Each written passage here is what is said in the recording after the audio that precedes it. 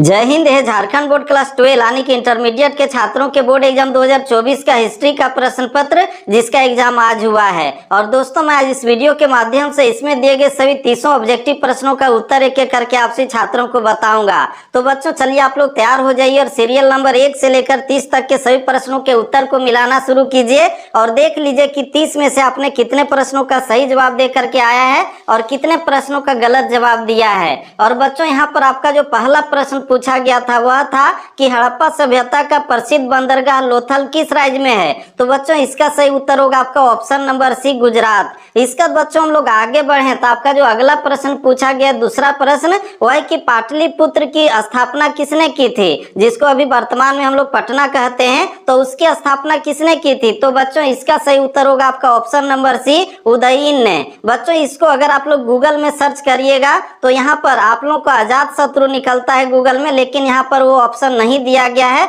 और इसका सही उत्तर होगा आपका ऑप्शन नंबर सी ही उदयन। इसका बच्चों हम लोग आगे बढ़े तो आपका जो तीसरा प्रश्न पूछा गया है वह है कि पानीपत का प्रथम युद्ध कब हुआ था। तो ये आप लोगों को पता है 1526 ईस्वी में इब्राहिम लोदी और बाबर के बीच में हुआ था, जिसमें इब्राहिम लोदी पराजित हुआ था और बाबर ने भारत में मुगल साम्राज्य की स्थापना किया था। तो बच्चों इस तरह से हम लोगों ने तीसरे प्रश्न के उत्तर को देखा। इसका बच्चों आपका जो अगला प्रश्न पूछा गया है कि धम्म नीति का प्रतिपादन किसने किया था। तो ये आपका अशोक ने किया था, यानी कि ऑप्शन नंबर बी आपका सही होगा।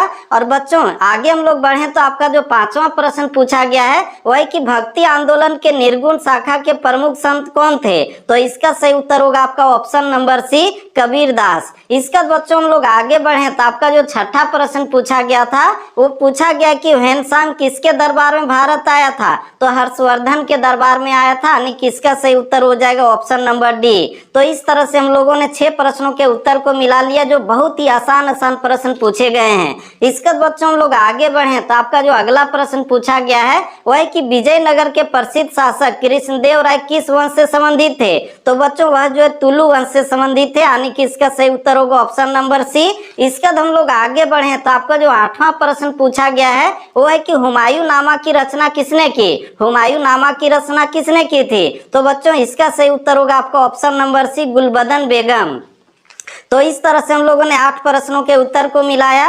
इसका बच्चों आपका 9वां प्रश्न पूछा गया है कि वज्रयान किस धर्म की शाखा है। तो बच्चों ये आपका जो हो जाएगा बौद्ध धर्म की शाखा है, यानी कि ऑप्शन नंबर ये सही होगा। इसका हम लोग आगे बढ़े तो आपका जो नेक्स्ट क्वेश्चन पूछा गया है वो आपका है कि भारत का नेपोलियन किसे कहा जाता है। ये बहुत ही आसान प्रश्न पूछा गया था, जिसका सही उत्तर होगा आपका ऑप्शन नंबर ये समुद्रगुप्त। इसका बच्चों हम लोग आगे बढ़े तो आपका जो अगला प्रश्न पूछा गया वो है कि ब्रिटिश ईस्ट इंडिया कंपनी की स्थापना कब हुई थी। तो ये हुई थी 1600 ईस्वी में लंदन में और 100 अंग्रेज व्यापारियों ने मिल करके इस कंपनी को बनाया था। तो इस तरह से हम लोगों ने इसका भी उत्तर भी देख लिया। इसका बच्चों हम लोग आगे बढ़े तो आपका जो 12वां प्रश्न पूछा गया है वह कि संथाल विद्रोह के नेता कौन थे। तो इसका सही उत्तर होगा सिद्धू कान्हू चांद भैरव, जो आपका ऑप्शन नंबर सी में दिया गया है। इसका बच्चों हम लोग आगे बढ़े तो आपका जो नेक्स्ट क्वेश्चन पूछा गया 13वां प्रश्न वो आपका पूछा गया है कि 1857 का सिपाही विद्रोह कहां से आरंभ हुआ था। तो दोस्तों ये आपका शुरू हुआ था मेरठ से, यानी कि ऑप्शन नंबर बी सही होगा। इसका हम लोग आगे बढ़े तो आपका जो 15वां प्रश्न पूछा गया है वो पूछा गया है कि भारत में ईस्ट इंडिया कंपनी की व्यापारिक गतिविधियों का प्रथम केंद्र कौन था। तो इसका सही उत्तर होगा आपका ऑप्शन नंबर डी सूरत। और गूगल में आप लोग सर्च करिएगा तो कहीं कहीं पर आप लोगों को कलकत्ता भी मिलेगा, लेकिन इसका सही उत्तर होगा ऑप्शन नंबर डी सूरत। इसका बच्चों हम लोग आगे बढ़े तो आपका जो 15वां प्रश्न पूछा गया है वो पूछा गया है कि 1857 के विद्रोह के कारणों में से एक चर्बी युक्त कारतूस का प्रयोग किस राइफल में किया जाता था। तो ये किया जाता था एनफील्ड राइफल में, यानी कि ऑप्शन नंबर सी सही होगा। इसका बच्चों हम लोग आगे बढ़े तो आपका जो 16वां प्रश्न पूछा गया है वो पूछा गया कि रेतवाड़ी व्यवस्था किसने लागू किया था। तो बच्चों इसका सही उत्तर होगा आपका option number C Thomas Munro ने। इसका बच्चों हम लोग आगे बढ़े तो आपका जो 17वां प्रश्न पूछा गया है वो पूछा गया कि फोर्ट विलियम की स्थापना कहाँ की गई थी। तो इसकी स्थापना कलकत्ता में की गई थी, यानी कि ऑप्शन नंबर ये आपका सही होगा।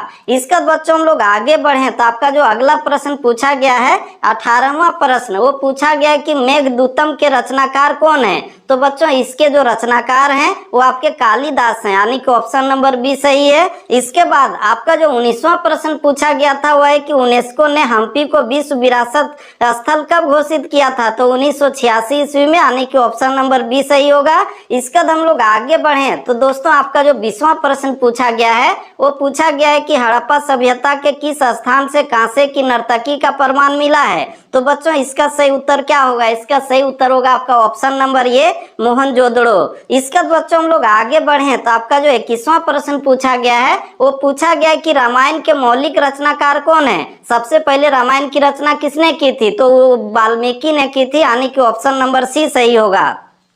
इसके बाद बच्चों हम लोग आगे बढ़े तो आपका 22वां प्रश्न पूछा गया कि संथाली भाषा में विद्रोह को क्या कहा जाता है, तो उसको हुल कहा जाता है। हुल दिवस जो मनाया जाता है आप लोगों को पता होगा, इसका सही उत्तर होगा ऑप्शन नंबर सी। तो बच्चों इस तरह से हम लोगों ने 22 प्रश्नों के उत्तर को मिलाया। इसके बाद आपका 23वां प्रश्न पूछा गया है कि भारतीय राष्ट्रीय कांग्रेस के प्रथम अध्यक्ष कौन थे, तो बच्चों भारतीय राष्ट्रीय कांग्रेस के प्रथम अध्यक्ष थे डब्ल्यू.सी. बनर्जी, यानी कि बोमेश चंद्र बनर्जी, जो आपका ऑप्शन नंबर बी में दिया गया है। इसके बाद बच्चों हम लोग आगे बढ़े तो आपका जो अगला प्रश्न पूछा गया है 24वां प्रश्न वो पूछा गया है कि हड़प्पा सभ्यता से संबंधित R37 क्या है। ये जो हम लोग देख रहे हैं AK-47 के जैसा R37 लिखा हुआ है, तो इसका सही उत्तर होगा आपका ऑप्शन नंबर बी, एक कब्रगाह को जो है वहां पर ये R37 कहा जाता था, तो इसका सही उत्तर हो गया ऑप्शन नंबर बी।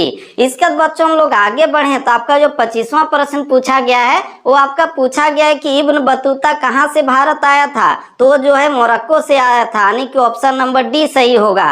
इसके बाद बच्चों हम लोग आगे बढ़े तो आपका जो नेक्स्ट क्वेश्चन पूछा गया है 26वां प्रश्न वो आपका पूछा गया है कि साबरमती का संत किसे कहा जाता है। साबरमती के संत तूने कर दिया कमाल, आप लोग गाना सुने होंगे, तो इसका सही उत्तर क्या होगा आपका महात्मा गांधी होगा। ठीक है, इसके बाद बच्चों हम लोग आगे बढ़े तो आपका जो अगला प्रश्न पूछा गया है वो पूछा गया कि स्वराज पार्टी के संस्थापक कौन थे। 1923 ईस्वी में स्वराज पार्टी की स्थापना की गई थी, तो उसके संस्थापक कौन थे, तो बच्चों इसका सही उत्तर हो जाएगा, आप जो देख रहे हैं ऑप्शन नंबर बी और सी दोनों आपका सही है, यानी कि इसका सही उत्तर होगा ऑप्शन नंबर डी, बी और सी दोनों ने।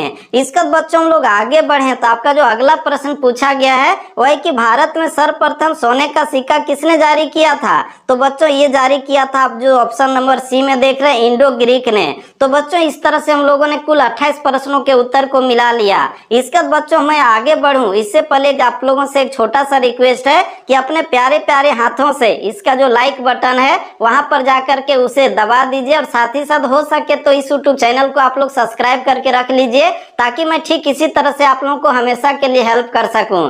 तो बच्चों चलिए हम लोग आगे बढ़ते हैं और आपका जो 29वां प्रश्न पूछा गया उसके उत्तर को देखते हैं। और बच्चों यहाँ पर आपका 29वां प्रश्न पूछा गया कि गांधी जी का राजनीतिक दर्शन या फिर विचारधारा किस पुस्तक में वर्णित है, तो बच्चों इसका सही उत्तर होगा आपका option number B, Hind Swaraj. इसमें बहुत सारे बच्चे बोलेंगे कि इसका सही उत्तर होगा option number D, my experiment with truth, लेकिन ये नहीं होगा, ये महात्मा गांधी का आत्मकथा है जो गलत है। यहाँ पर जो पूछा गया था इसका सही उत्तर होगा option number B, Hind Swaraj.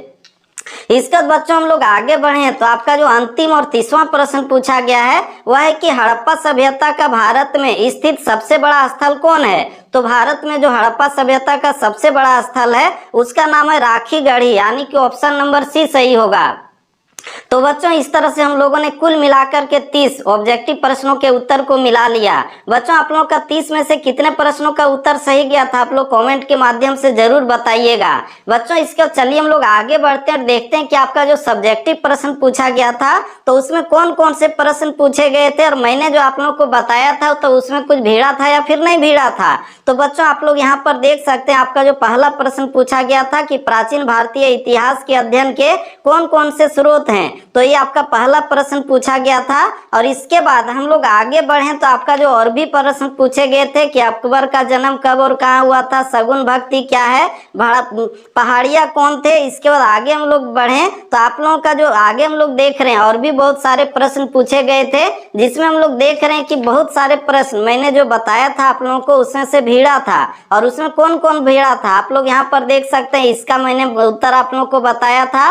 और इसके बाद साथ ही साथ आप लोग जो है यहाँ पर देखिए इसको मैंने बताया था। इसके बाद आगे हम लोग बढ़े तो आप लोग आगे इधर देखेंगे तो ये देखिए, इसका भी उत्तर मैंने आज ही आप लोगों को इस यूट्यूब चैनल के माध्यम से बताया था।